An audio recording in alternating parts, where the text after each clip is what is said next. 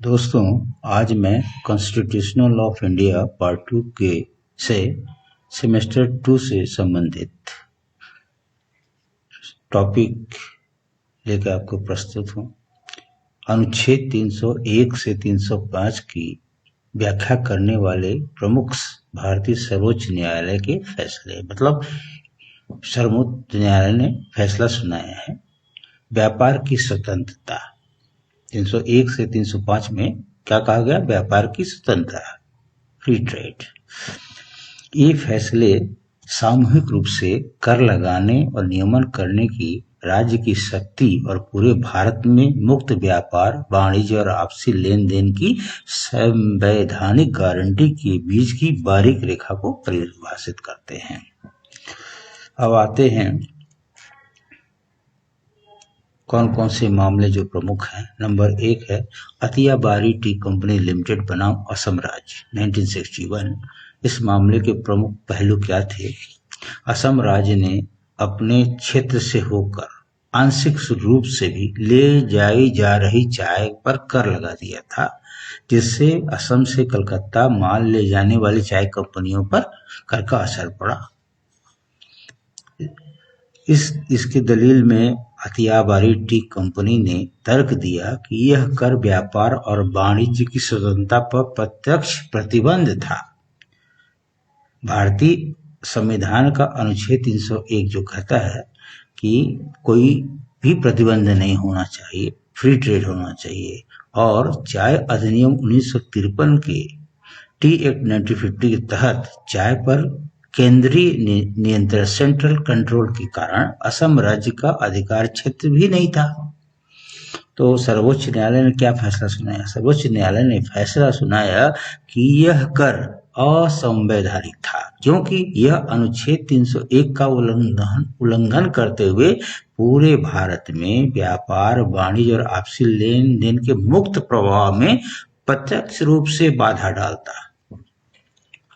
अगर इसमें संशोधित नहीं किया जाता तो ये प्रत्यक्ष रूप से बाधा डालता।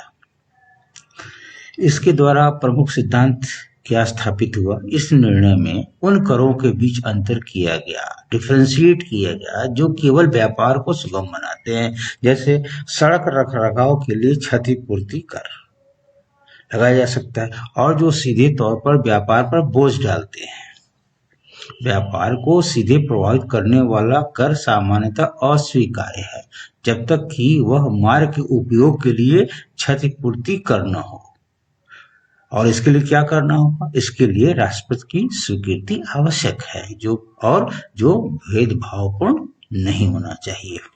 दूसरा केस आता है जिंदल स्टेनलेस लिमिटेड बना हरियाणा राज्य 2016। इसमें मुख्य पहलू क्या थे? प्रवेश कर की संवैधानिक वैधता, एंट्री टैक्स। सर्वोच्च न्यायालय की 9 न्यायाधीशों की पीठ थी। उन्होंने पुष्टि की कि राज्यों को प्रवेश कर लगाने का अधिकार है, बशर्ते कि यह भेदभावपूर्ण न हो। गैर भेदभावपूर्ण कर क्या है? Non discriminatory tax. इस फैसले में उन करों के बीच अंतर किया गया जो व्यापार में बाधा डालते हैं और जो आयातित और स्थानीय वस्तुओं के साथ समान व्यवहार करते हैं, कि ये दोनों चीजें समान है, ऐसा महसूस कराते हैं कि दोनों चीजें, एक आयातित और एक स्थानीय, दोनों में फर्क है।